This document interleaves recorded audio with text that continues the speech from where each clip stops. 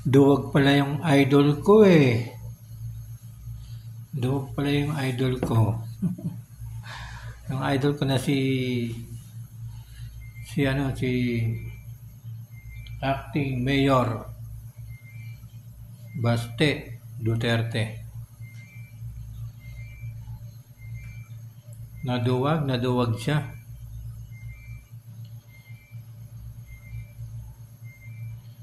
Marami yung mga nadismaya. Marami nadismaya kasi 'di ba hindi siya sumipot. Hindi siya sumipot sa araw ng laban nila ni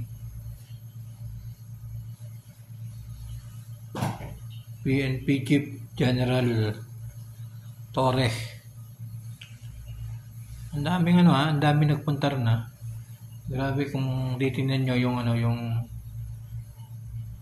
yung pinagdausan ng event ay napakadaming pumunta.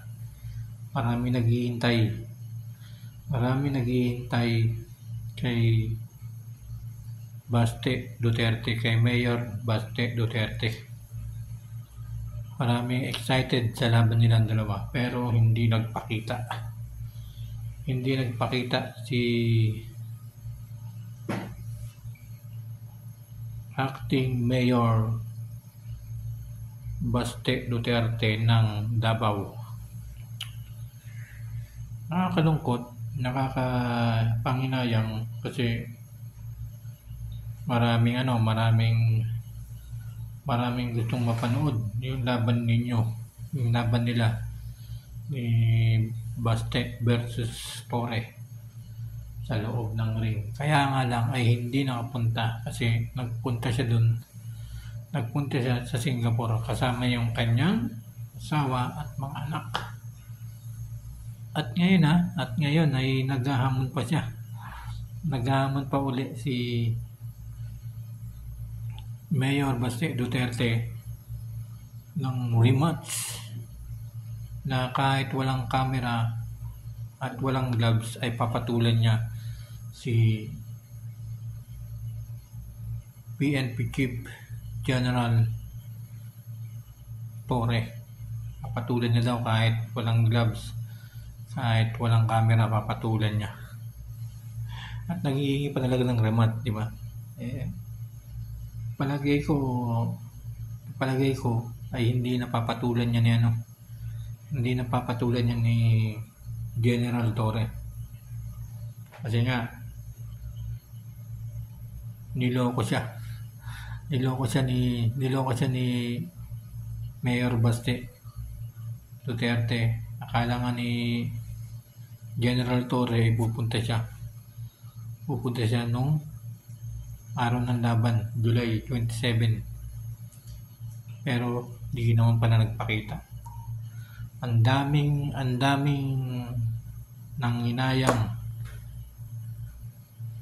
Ang daming nagsasabi ng duwag si Baste Duterte. Pwede naman siya pumunta ron eh. Kahit hindi siya lumaban, kahit nagpakita lamang siya, kasi sinabi niyang ayaw niya, ay pwede naman siya magpakita ron, di ba? Pero hindi niya ginawa. Doon pa nagpunta sa Singapore. Umalis pa para lang hindi matuloy yung kanilang laban. Di ba? Siguro maraming DDS ang mga parang nawalan siguro ng tiwala, di ba? Pero hindi naman karamihan ng mga DDS ay mawalan ng tiwala sa kanya. Kaya lang, nakakadismaya lang mga guys.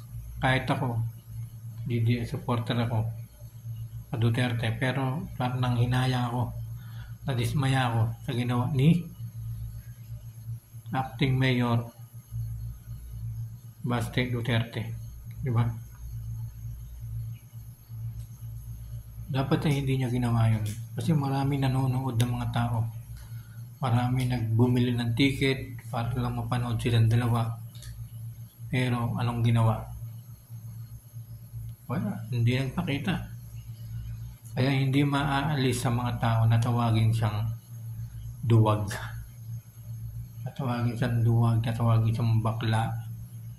Yan ang mga tawag ngayon ng mga tao